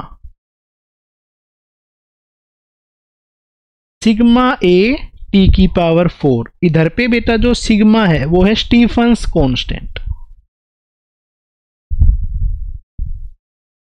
Stephen's constant emit power है, जो पावर बॉडी एमिट कर रही है उसकी वैल्यू निकल के आ गई है सिग्मा ए टी की पावर 4 ब्लैक बॉडी के लिए। इसको बोला जाए, इसको आगे पढ़ते हैं, स्टीफन्स लॉ अभी खत्म नहीं हुआ है। ठीक है, अब बेटा जो बॉडी है वो पावर को एब्जॉर्ब भी कर रही है, एब्जॉर्ब कर रही होती है वो सराउंडिंग के टेम्परेचर से करती है। तो पावर एब्जॉर्ब्ड है उसका फॉर्मूला क्या बन जाता है, sigma a temperature of surrounding की पावर 4। कोई फर्क नहीं पड़ रहा बेटा, इतनी सी तो बात है। तो इतनी सी पावर एमिट कर रही है बेटा, इतनी सी पावर एब्जॉर्ब कर रही है। तो इस केस में ऐसा मान लेते हैं कि बॉडी एमिट ज्यादा कर रही है, एब्जॉर्ब कम कर रही है। ठीक है, T is more than temperature of surrounding. ये हमने यहां पे लेट करके लिख दिया है। तो इस केस में नेक्स्ट चीज मैं लिख रहा हूं नेट हीट एक्सचेंज पर सेकंड, कि भाई पर सेकंड कितनी सी हीट एक्सचेंज हो रही है, मतलब कि पावर कितनी सी एक्सचेंज हो रही है। इसका मतलब है पावर जो एमिट हो रही है उसमें से जो एब्जॉर्ब हो रहा है उसको घटा दिया। तो इसका फॉर्मूला बन गया सिग्मा ए टी की पावर 4 माइनस सराउंडिंग के टेम्परेचर की पावर 4। तो ब्लैक बॉडी के लिए नेट हीट एक्सचेंज पर सेकंड है, उसका फॉर्मूला ये आ गया है। ठीक है, for any body, black body की बजाय कोई अलग बॉडी हो तो उस केस में क्या हो जाएगा बेटा, उस केस में ये वाली जो एमिसिव पावर है ई नोट, ये नहीं होती, उसको किससे लिखा जाता, ई से लिखा जाता। ठीक है, और ई अपॉन ई नोट क्या होता है, स्मॉल ई के इक्वल एमिसिविटी, इसको राइट साइड में ले जाते तो ई से मल्टीप्लाई हो जाता बस। तो उस केस में नेट हीट एक्सचेंज पर सेकंड उसको लिखा जाएगा सिग्मा ई ए टी की power 4 minus temperature of surrounding की पावर 4। ये इस तरीके से डिफाइन किया जाएगा नेट हीट एक्सचेंज पर सेकंड को टी की power 4 minus temperature of surrounding की पावर 4। ब्लैक बॉडी के में बस ई से मल्टीप्लाई कर दिया है और इसके फॉर्मूले में इसके अलावा कोई चेंज नहीं है। बस इतना सा इसमें एक एक्स्ट्रा कंसेप्ट आ गया था। ठीक है, उस कंसेप्ट को मैंने यहाँ पे लिख दिया है। अब बेटा इस पे बेस्ड अपने पास में कुछ क्वेश्चंस हैं।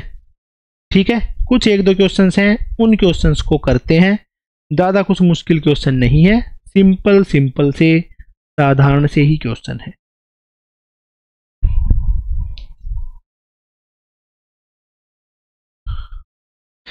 तो बेटा अब जो नेक्स्ट टॉपिक हम स्टार्ट करने वाले हैं वो है न्यूटन्स लॉ ऑफ कूलिंग। तो न्यूटन्स लॉ ऑफ कूलिंग को समझने से पहले एक छोटी सी चीज़ आपको बताना चाहता हूँ कि बेटा पहले मैंने इसकी वीडियो रिकॉर्ड कर दी थी न्यूटन लॉ ऑफ कूलिंग की, बट उस वीडियो में कुछ वॉइस का इश्यू आ गया। ठीक है, तो जिस वजह से वो वाली वीडियो जो है वो डिलीट हो गई, मतलब कि डिलीट कर दी है क्योंकि उसमें आवाज़ साफ नहीं आ रही थी। ठीक है, तो इस वीडियो को मैंने एक बार फिर से रिकॉर्ड किया है, तो क्योंकि इसके नोट्स मैंने ऑलरेडी लिख दिए थे, तो जो लिखे हुए नोट्स हैं उन्हीं को ही आगे कंटिन्यू कर रहा हूँ। तो बेटा स्टार्ट करते हैं न्यूटन्स लॉ ऑफ कूलिंग। जो न्यूटन्स लॉ ऑफ कूलिंग है वो अपने पास में स्टीफन्स लॉ पे बेस्ड होता है। बेटा स्टीफन्स लॉ हमने अभी अभी जो पढ़ा था ना उसी लॉ पे ही बेस्ड है। ये अपने पास में हीट लॉस के बारे में बता रहा होता है और हीट लॉस का जो प्रॉपर रिजल्ट बताया था वो स्टीफन्स लॉ ने दिया था। अच्छे तरीके से रिजल्ट इसमें आ जाता है।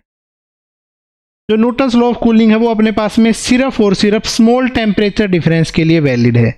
जब टेम्परेचर डिफरेंस बहुत ज़्यादा कम हो, जैसे कि कोई बॉडी है उसका टेम्परेचर हो 10 डिग्री सेल्सियस, सराउंडिंग का टेम्परेचर हो 0 डिग्री सेल्सियस, 10-20 डिग्री 50 डिग्री इतना सा डिफरेंस हो, 100 डिग्री इतना सा डिफरेंस हो ना, उस केस में ही न्यूटन्स लॉ ऑफ कूलिंग लगाते हैं। बहुत ज़्यादा बड़े टेम्परेचर डिफरेंस में स्टीफन्स लॉ का ही यूज करते हैं। तो न्यूटन्स लॉ ऑफ कूलिंग की जो स्टेटमेंट है वो क्या है, the rate of heat loss of a body is directly proportional to excess of temperature. जो रेट ऑफ हीट लॉस है वो डायरेक्टली प्रोपोर्शनल होता है एक्सेस ऑफ टेम्परेचर। जितना भी ज़्यादा अपने आपस में टेम्परेचर डिफरेंस है, जैसे कि बॉडी है उसका टेम्परेचर मैंने T मान लिया है, ये अपने पास में है कोई बॉडी, ये इसके है सराउंडिंग का टेम्परेचर मान लिया है T note.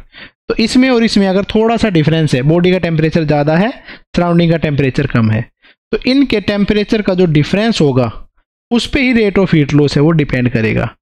Rate of heat loss of a body is directly proportional to excess of temperature. जितना ज़्यादा इनके बीच का टेम्परेचर डिफरेंस है उतनी ही फास्ट हीट लॉस होगा। जैसे कि अगर अपने पास में बेटा चाय है, हम चाय को गर्म कर रहे हैं, मतलब सॉरी चाय अपने पास में गर्म है, उसको हमने रूम टेम्परेचर पे ले जाके रखा, तो बहुत ज़्यादा गर्म चाय होती है ना, तो बहुत जल्दी जल्दी ठंडी हो रही होती है। पर जब उसकी जो टेम्परेचर है वो कम हो जाता है उसके बाद में स्लो स्लो ठंडी हो रही होती है, और बिल्कुल रूम टेम्परेचर के बराबर लेके आने में, मतलब बिल्कुल थोड़ी सी गर्म तो हमेशा रहेगी, रूम टेम्परेचर पे लेके आने में तो उसको बहुत ही ज़्यादा काफ़ी टाइम लग जाएगा। ठीक है, तो ये इस चीज़ को बता रहा होता है न्यूटन्स लॉ ऑफ कूलिंग कि भाई rate of heat loss is directly proportional to T minus T naught. Minus का मतलब है बेटा हीट है वो लॉस हो रही है, हीट कम हो रही है। ठीक है, तो ऐसे लिख दिया है। D Q by D T का फॉर्मूला बन जाता है अपने पास में प्रोपोर्शनलिटी कांस्टेंट के हमने ऐड कर दिया into T minus T note, और जो माइनस लेफ्ट में था उसको मैंने राइट में ले जाके लिख दिया। तो D Q by D T का फॉर्मूला हो गया है minus K into T minus T note. इसके बाद में बेटा अगर मैं कूलिंग का केस लेके चलूं, कूलिंग में जो अपने पास में हीट लॉस है उसका फॉर्मूला हो जाता है एम एस डेल्टा टी, ठीक है, जो कि हमने पहले ही पढ़ा हुआ है। तो हम डेल्टा क्यू है लार्ज चेंज हो तो बहुत स्मॉल चेंज है तो उसको डी क्यू लिखेंगे, डी क्यू की वैल्यू हो जाती है एम एस डी टी, ठीक है। तो यहाँ पे इस चीज को मैं लिख देता हूं, जो डी क्यू है उसकी जगह पे मैंने लिख दिया एम एस डी टी। तो एम एस है कॉन्स्टेंट बाहर आ गया, D T upon D T. Capital T है बेटा टेम्परेचर, स्मॉल टी है टाइम।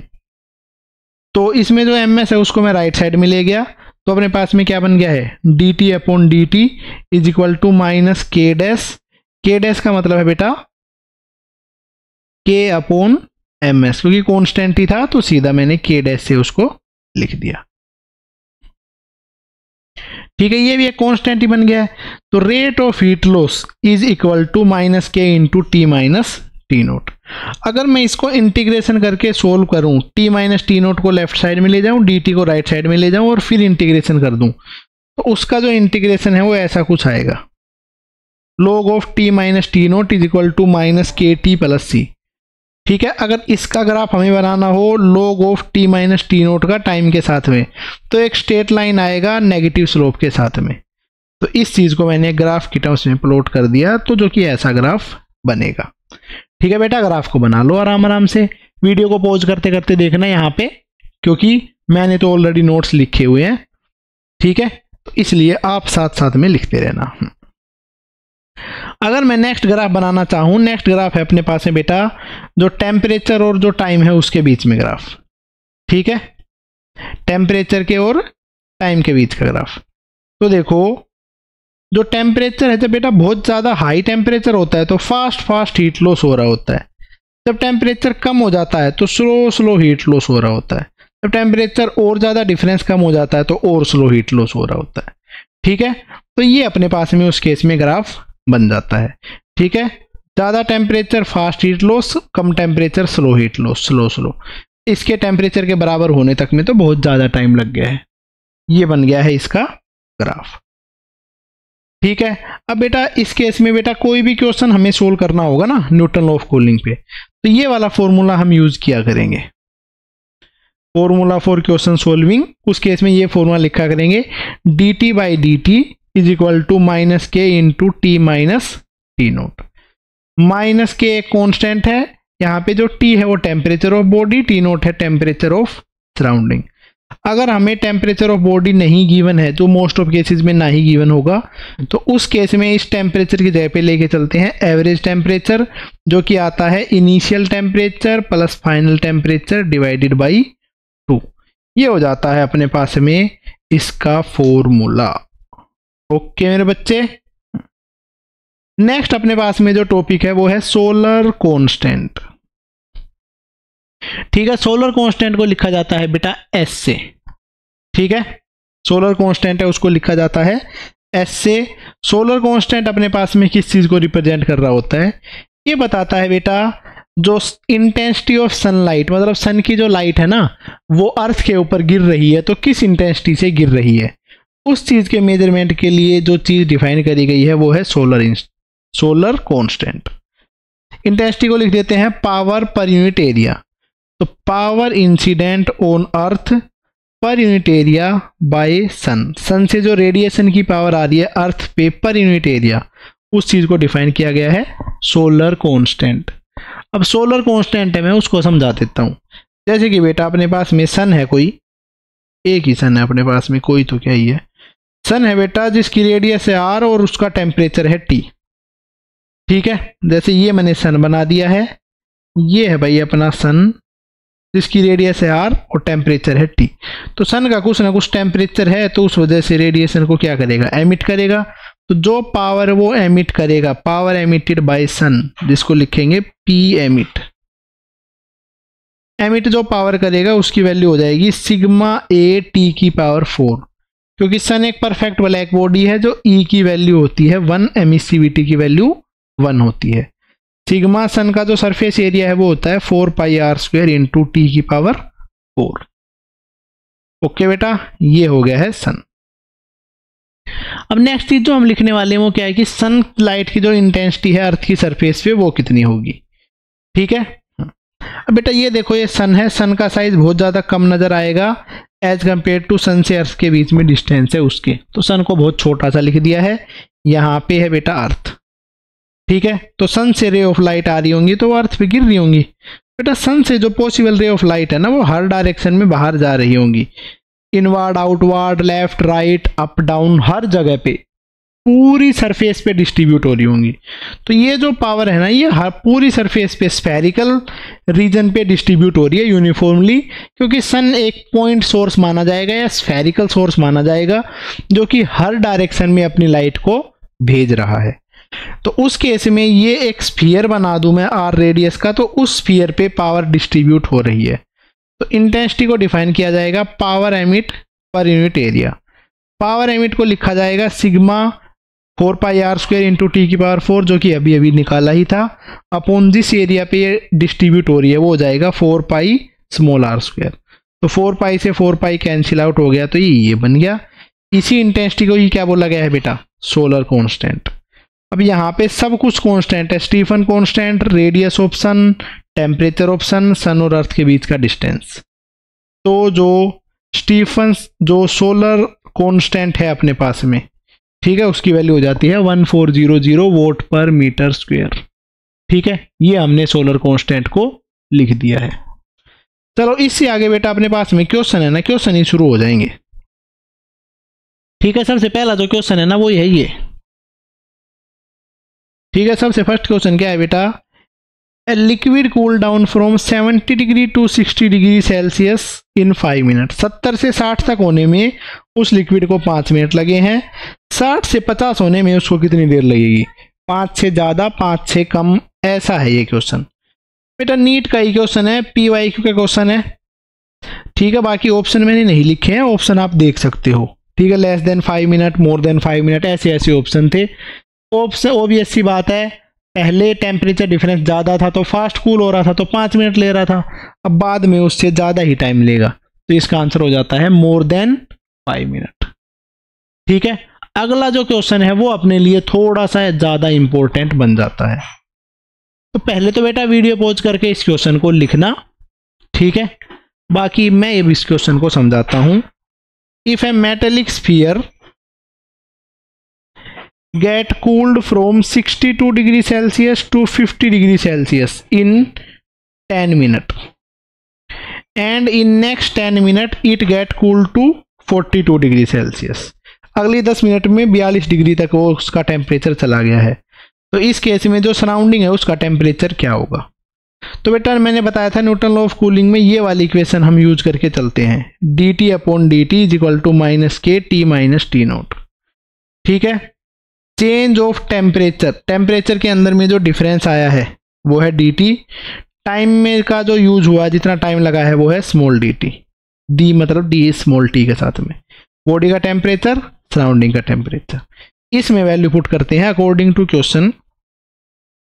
पहले बेटा जो चेंज इन टेम्परेचर है 62 से 50 में 12, टाइम जो लगा है 10 minute, is equal to -k, temperature की जगह पे लिख के चल रहा हूँ एवरेज टेम्परेचर। 62 और 50 का जो एवरेज है उसको हो जाएगा 62 + 50 divided by 2 minus T naught जो कि है सराउंडिंग का temperature. 12/10 is equal to -k, इनका एवरेज निकालेंगे तो 56, ये आ जाता है टी नोट। ठीक है, अब बेटा अगली 10 मिनट में वो 50 से कहाँ तक चला गया है, 42 डिग्री तक।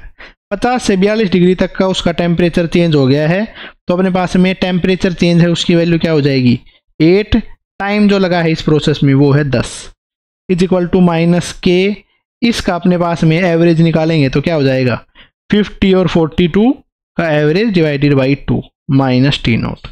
इनका जो एवरेज है वो आ जाता है बेटा 46 माइनस टी नोट।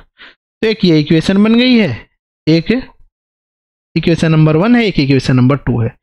इन दोनों इक्वेशंस को हमें सोल्व करना है और उससे करके अपने पास में क्या आ जाएगा, आंसर आ जाएगा। तो इक्वेशन नंबर 1 से इक्वेशन नंबर 2 को मैं डिवाइड कर देता हूं। इक्वेशन नंबर 1 से इक्वेशन नंबर 2 को डिवाइड कर देता हूँ।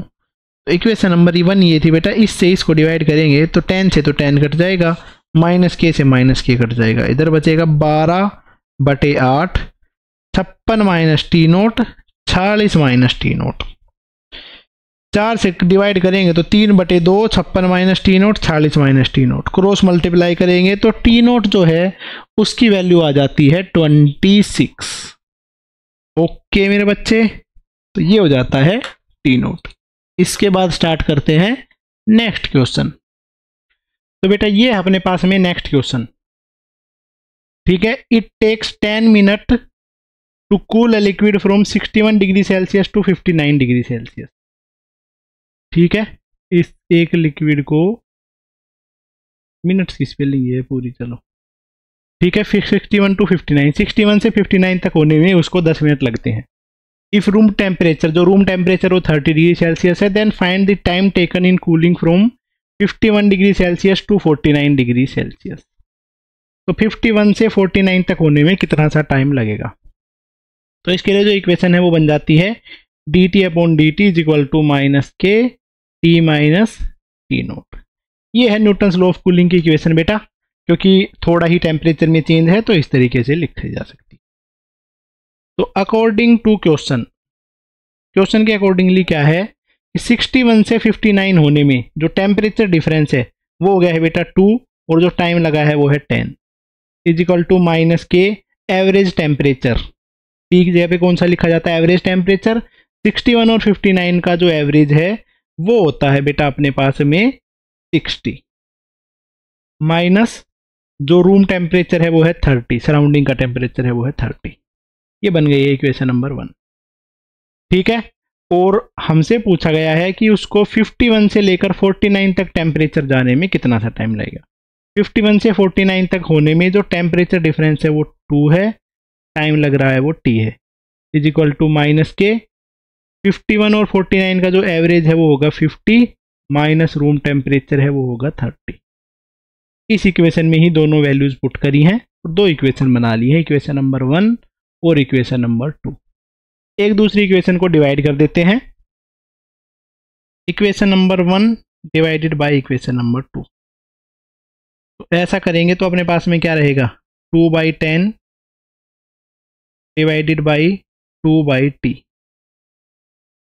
Is equal to -k। 60 में से 30 गया तो बेटा है 30, -k 50 में से 30 गया तो है अपने पास में 20।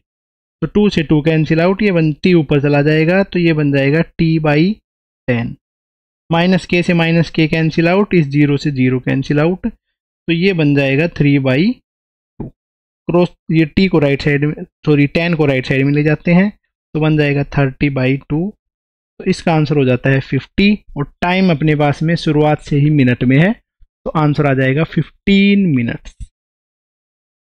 तो 15 मिनट्स का इसके अंदर में टाइम आ जाएगा, ये हो जाता है इसका आंसर। ठीक है बेटा, इसके बाद में करते हैं नेक्स्ट क्वेश्चन। तो बच्चे अपना जो नेक्स्ट क्वेश्चन है वो है ये, a cup of tea cools from 80 degree Celsius to 79.9 degree Celsius in 5 minute. 5 minute में यहाँ से यहाँ तक कूल हो पाता है। If the temperature of surrounding is 20, then how much time will it take to cool from 70 to 69.9? Assume that Newton's law of cooling is valid here. तो भाई न्यूटन्स लॉ ऑफ कूलिंग यहाँ पे valid है, तो dt/dt इसकी value हो जाती है -k T minus T note. Okay बेटा, इस इक्वेशन को लगाएंगे तो अकॉर्डिंग टू क्वेश्चन, क्वेश्चन के अकॉर्डिंगली देखो टेम्परेचर डिफरेंस 80 से 79.9 का जो टेम्परेचर डिफरेंस है वो क्या रहेगा, 0.1, और टाइम लग रहा है 5 minute, is equal to -k average temperature 80 और 79 का जो एवरेज है अप्रोक्सीमेटली 80 के ही इक्वल रहेगा, तो इसको मैंने लिख दिया है 80। सराउंडिंग का टेम्परेचर है रूम टेम्परेचर जो कि है 20। ये बन गई है इक्वेशन नंबर 1। 70 से लेकर 69.9 होने तक में जो चेंज इन टेम्परेचर है, ठीक है, वो है 0.1, टाइम लग रहा है t बेटा, -k एवरेज टेम्परेचर इसका 70 ही बन जाएगा, माइनस सराउंडिंग का टेम्परेचर है वो बन जाएगा 20। ये बन चुकी है इक्वेशन नंबर 2। ओके, अब इक्वेशन नंबर 1 और 2 आ गई, इन दोनों को डिवाइड कर देंगे। इक्वेशन नंबर 1 से इक्वेशन नंबर 2 डिवाइड करेंगे तो देखो क्या आ जाएगा, 0.1/5 0.1/t माइनस के 80 में से 20 गया तो उसको 60 लिख दिया, माइनस के 70 में से 20 गया तो उसको लिख दिया 50। तो 0.1 से 0.5 कैंसिल आउट, टी ऊपर चला गया, 5 नीचे रह गया, ये बन जाता है t/5। माइनस के से माइनस के कैंसिल आउट, सिर्फ 6/5 बचेगा, तो 5 से 5 कैंसिल आउट, जो t है उसकी वैल्यू हो जाती है 6। ठीक है, और टाइम स्टार्टिंग से ही मिनट्स में गिवन था तो आंसर भी मिनट्स में ही आ जाएगा। तो इसका जो करेक्ट आंसर हो जाता है वो है 6 मिनट। तो 6 minute is the correct answer, इसमें कोई भी अपने पास में प्रॉब्लम नहीं है।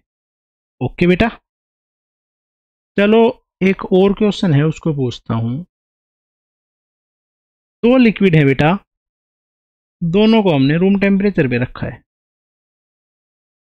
ठीक है, टी और उस के केस में मतलब दोनों को दोनों का टेम्परेचर सेम था, ठीक है, फिर उनको हमने रूम टेम्परेचर पे रखा, मतलब उसको किसी रूम में रखा जिसका रूम टेम्परेचर कम था, और उनका जो लॉ ऑफ कूलिंग की जो इक्वेशन बनी ना वो इस तरीके से बनी, मतलब एट द एंड होकर तो दोनों का टेम्परेचर सेम ही पहुंच जाना है, ठीक है, इनफाइनाइट टाइम के बाद में दोनों सेम ही लेवल पे पहुंच जाएंगे। अच्छा, ऊपर वाला है वो है x, नीचे वाला है वो है y, ठीक है, तो हमसे ये पूछा गया है कि किसकी स्पेसिफिक हीट कैपेसिटी ज्यादा है, which material has more specific heat capacity, specific heat capacity, specific heat capacity किसकी ज्यादा है। तो बेटा जिसकी स्पेसिफिक हीट कैपेसिटी ज़्यादा होगी ना तो वो जल्दी ही कूल करेगा और जल्दी ही हीट करेगा, ठीक है, मतलब सारी हीट उसके पास ही चली जाएगी, ठीक है, तो जिसकी स्पेसिफिक हीट कैपेसिटी ज़्यादा है तो वो फास्ट कूल करेगा। तो अगर मैं किसी भी टाइम टी पे सिचुएशन बनाता हूँ, ऐसा मान लेते हैं इस टाइम टी पे सिचुएशन देखते हैं, तो इस टाइम टी पे जो वाई है उसका टेम्परेचर ज़्यादा घट चुका है, एक्स है उसका टेम्परेचर कम घटा है, इसका मतलब है वाई वाला फास्ट कूल कर रहा है, ठीक है, तो वाई वाला फास्ट कूल कर रहा है मतलब वाई की स्पेसिफिक हीट कैपेसिटी ज़्यादा है। एक सेकंड रुको जरा, हाँ बेटा थोड़ा सा इसमें मैंने उल्टा लिख दिया है, ठीक है, जो मैंने आपको समझाया है वो उल्टा समझा दिया है गलती से। देखो इसकी इक्वेशन है ना, प्रॉपर इक्वेशन से ही बता देता हूँ। देखो अपने पास में जो मेन इक्वेशन थी ना न्यूटन लॉ ऑफ कूलिंग की, वो इस तरीके से थी, ठीक है, Newton law of equation, Newton law of cooling में ये इक्वेशन अपने पास में बनी थी, ठीक है, तो यहाँ से इसको जब हम सोल्व करते तो D T upon D T is equal to minus K upon M S T minus T naught. तो rate of cooling inversely proportional to specific heat capacity होता है, ठीक है, उल्टा बता दिया था। जो body with less specific heat capacity cools faster, इस बॉडी की स्पेसिफिक हीट कैपेसिटी कम है वो जल्दी कूल करेगी, ठीक है, तो इसमें कौन जल्दी कूल कर रही है, वाई जल्दी कूल कर रही है, तो उसकी स्पेसिफिक हीट कैपेसिटी कम है, specific heat capacity of Y is less than X, जो ज़्यादा है वो एक्स है, वाई की है वो कम है, ऐसे करके इसका आंसर आएगा। अब इसका आंसर बिल्कुल सही है, ठीक है बेटा, ओके। ध्यान रखना बेटा ऐसे छोटे मोटे क्वेश्चंस में मेरे से थोड़ी बहुत गलती हो सकती है, ऐसा नहीं है कि मैं भगवान ही हूँ, भगवान से भी एक आधी और गलती शायद हो सकती है, ठीक है, तो बेटा इस चीज़ का ध्यान रखना। अगला जो है अपना क्वेश्चन उसको करते हैं। नेक्स्ट जो क्वेश्चन है बेटा वो है अपने पास में ये, A cup of coffee cool from 90 degree Celsius to 80 degree Celsius in T minutes when the room temperature is 20 degree Celsius. The time taken by similar cup of coffee to cool from 80 degree Celsius to 60 degree Celsius at room temperature, same room temperature पे 80 से 60 तक होने में उसको कितना सा time लगेगा। ठीक है, तो क्वेश्चन के अकॉर्डिंगली इक्वेशन बना लेते हैं अकॉर्डिंग टू क्वेश्चन। ठीक है, dt बाई dt वाली जो इक्वेशन है उसके अकॉर्डिंगली लिख रहा हूँ। पहले केस में जो चेंज इन टेम्परेचर है वो है 90 से 80, तो 90 से 80 तक होने में 10 डिग्री सेल्सियस का चेंज है अपॉन टी, उसको टाइम लग रहा है वो है टी। ठीक है, वो अपने पास में हो गया है माइनस के 90 और 80 का जो एवरेज टेम्परेचर है वो बनता है 85 माइनस रूम टेम्परेचर है 20। दूसरी इक्वेशन बनाते हैं 80 से 60 चेंज इन टेम्परेचर 20, टाइम जो लग रहा है वो मैंने मान लिया है T1 is equal to minus के 80 और 60 के बीच का जो एवरेज है वो है 70 माइनस सराउंडिंग का टेम्परेचर है 20। ये बन गई इक्वेशन नंबर 2। एक दूसरे को डिवाइड करके फिर सोल्व करते हैं। Equation number 1 divided by 2, 10 upon T 20 upon T1 is equal to minus K 85 में से 20 गया तो बचा 65, 70 में से 20 गया तो बचा है 50।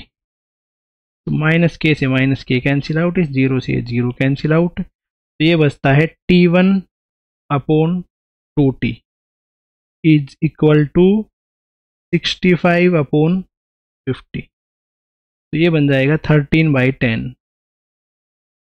ठीक है, 5 से कैंसिल आउट करेंगे। ठीक है, तो T1 है उसकी वैल्यू हो जाएगी 26 अपॉन 10t, जो हो जाता है 13/5t। उस केस में जो टाइम लगेगा दूसरे केस में उसकी वैल्यू आ जाएगी 13/5t, जो कि करेक्ट ऑप्शन फर्स्ट को बना देता है। ओके मेरे बच्चे, ठीक है, तो चलो बहुत बढ़िया किया। इसके बाद में जो अगला क्वेश्चन है वो लिखते हैं। ये है बेटा next question, the radiant energy from the sun incident normally at the surface of earth is 20 kilocalorie per metre square per minute. ठीक है, what would be the radiant energy incident normally on earth if sun has temperature twice of present one. Sun का अगर temperature double हो जाता है तो बेटा अपने पास में देखो 20 calorie per metre square per minute, इसका मतलब वो इंटेंसिटी गिवन है, और इंटेंसिटी है वो टाइम की पावर 4 पे डिपेंड कर, सॉरी टेम्परेचर की पावर 4 पे डिपेंड करती है। ठीक है, तो जो नई वाली इंटेंसिटी है टेम्परेचर डबल हो चुका है तो 2 की पावर 4 से मल्टीप्लाई कर देंगे, 20 kilocalorie per metre square per minute. ठीक है, 2 की पावर 4 होता है 16, 16 2 जा 32, 320 kilo calorie per metre square per minute. ये इसका आंसर आ जाएगा नए केस में। भाई इतना सा इसका क्वेश्चन था बेटा। ठीक है बेटा, इससे अगला जो अपना कंसेप्ट है वो करते हैं। नेक्स्ट क्वेश्चन है बेटा ये, for a black body at room temperature 727 degree Celsius it radiating power of 60 watt and temperature of surrounding is 227 degree Celsius. If temperature of black body is tends to this then it radiating power will be, तो कितनी सी power है उसको radiate करेगी। बेटा जितने भी अपने पास में टेम्परेचर है, सबसे पहली बात तो वो सारे के सारे टेम्परेचर SI यूनिट्स में होने चाहिए। सबसे पहले वाला टेम्परेचर है, इसको मैं अगर SI यूनिट्स में लिखूं, ठीक है 727, उसमें 273 ऐड करेंगे तो अपने पास में आ जाएगा 1000 केल्विन। तो ये टेम्परेचर है, ये है अपने पास में 1000 केल्विन। इसके बाद में देखो नेक्स्ट 227, इसको मैं SI यूनिट में कन्वर्ट करता हूँ, 273 ऐड करेंगे 500 केल्विन, और सबसे लास्ट वाला 1227, इसमें 273 ऐड करेंगे तो आ जाएगा 1500 केल्विन। ऐसे करके तीनों टेम्परेचर आ गए हैं। एक ब्लैक बॉडी है जो कि इतने टेम्परेचर पे है, 60 वोट रेडिएट कर रही है, और सराउंडिंग का टेम्परेचर ये है। ठीक है, अगर ब्लैक बॉडी का टेम्परेचर इतना सा हो जाए तो कितनी सी पावर को रेडिएट करेगी। तो रेडिएटिंग पावर के लिए इक्वेशन आते हैं स्टीफन्स लॉ से, P is equal to sigma EA T की पावर 4 माइनस सराउंडिंग की पावर 4। पावर जो है वो होती है बेटा अपने पास में सबसे केस में, जो पहले केस में जो पावर है वो है 60 watt is equal to sigma, black body है तो ई की वैल्यू 1, एरिया ए ही, टेम्परेचर बॉडी का टेम्परेचर पहले केस में है 1000, ठीक है, क्योंकि बेटा लार्ज टेम्परेचर डिफरेंस है ना, तो यहाँ पे न्यूटन्स लॉ ऑफ कूलिंग हमने यूज नहीं किया, उसका यूज यहाँ पे नहीं कर सकते हैं, ठीक है, तो इसलिए मैंने स्टीफन्स लॉ है उसका ही यूज किया है। और बेटा सराउंडिंग का टेम्परेचर है 500 केल्विन, तो 500 की पावर 4, ये बन गई है इक्वेशन नंबर 1, ठीक है। अगर मैं उसका टेम्परेचर नया बदल देता हूं तो पावर हो जाती है P2 सिग्मा ए 1500 की पावर 4 माइनस 500 की पावर 4, ये बन जाती है इक्वेशन नंबर। इक्वेशन नंबर 1 को इक्वेशन नंबर 2 से डिवाइड कर देते हैं तो बन जाता है 60 upon P2 is equal to sigma a से सिग्मा ए कैंसिल आउट, 1000 की पावर 4 माइनस 500 की पावर 4, 1500 की पावर 4 माइनस 500 की पावर, ठीक है। 500 से उनको डिवाइड करेंगे तो 1000 बटे 500 हो चुका है 2 की पावर 4 माइनस 1, ठीक है। इसको 500 से डिवाइड करूंगा 500 की पावर 4 से तो आ जाएगा 3 माइनस 1 की पावर 4, ठीक बेटा, कोई दिक्कत वाली बात है ही नहीं यहाँ तक तो ये हो चुका है 60 अपॉन P2, 2 की पावर 4 जो है वो होता है 16, 3 की पावर 4 है वो होता है 3 की पावर 2 है 9, 9 और 9 का स्क्वायर 81, तो ये बन गया है 60 upon P2 is equal to 15 upon 80। Okay बेटा, क्रॉस मल्टीप्लाई करते हैं, 80 इंटू 60 बटे 15, 4 पे कैंसिल, 8 4 जा 32 इंटू 0, नई जो पावर है वो आ जाती है 320 वोट। P2 जो है उसकी वैल्यू हो जाएगी 320 वोट, नए केस में जो पावर है। ओके बेटा, चलो नेक्स्ट एग्जांपल है वो कर लेते हैं। For a black body, graph of lambda m, lambda m है wavelength corresponding to maximum emission versus temperature, इन दोनों के बीच में ग्राफ बनाना है। तो इस केस में बेटा ब्लैक बॉडी ही है तो वेन्स डिस्प्लेसमेंट लो यूज करेंगे, lambda M is inversely proportional to temperature, तो मैक्सिमम एमिशन की जो वेवलेंथ है वो टेम्परेचर के इनवर्सली प्रोपोर्शनल होती है, तो ऐसा करके इसका ग्राफ बन जाएगा, बस ये इसका आंसर होगा, ठीक है। तो इतना सा सिंपल इसका आंसर था, कोई दिक्कत जैसी तो बात है ही ना। चलो तो बेटा अगला क्वेश्चन है वो करते हैं। बेटा जो अपने पास में नेक्स्ट क्वेश्चन है वो है ये, ठीक है, इस क्वेश्चन को सोल्व करते हैं। The power radiated by black bodies, black body जो पावर रेडिएट कर रही है वो है P, ठीक है। It radiate maximum energy at wavelength lambda naught, lambda naught है वो मैक्सिमम एमिशन के कोरस्पोंडिंग वेवलेंथ है। If the temperature of black body is now change so that it radiate maximum energy at wavelength 3/4 lambda naught, power radiated become NP, तो नई जो power है उसमें N है उसकी वैल्यू क्या होगी। बेटा हमें पता ही है जो पावर रेडिएट करती है वो टेम्परेचर की पावर 4 पे डिपेंड करती है, जो स्टीफन्स लॉ है उसके अकॉर्डिंगली, ठीक है।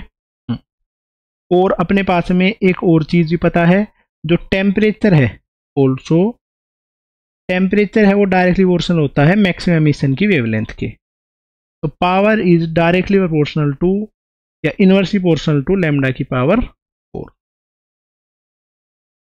तो बेटा अपने पास में P1 अपॉन P2 ये हो जाता है लैम्डा 2 अपॉन लैम्डा 1 की पावर 4, पहले जो पावर थी वो थी P, बाद में जो पावर है वो है NP, ठीक है।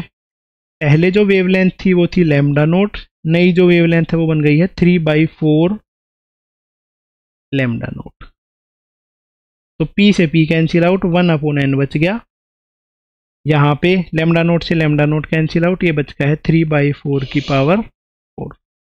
1/n की वैल्यू बच गई है 3 की पावर 4, तो 3 की पावर 4 हो जाती है 81, ठीक है, और 4 की पावर 4 है वो हो जाती है 256।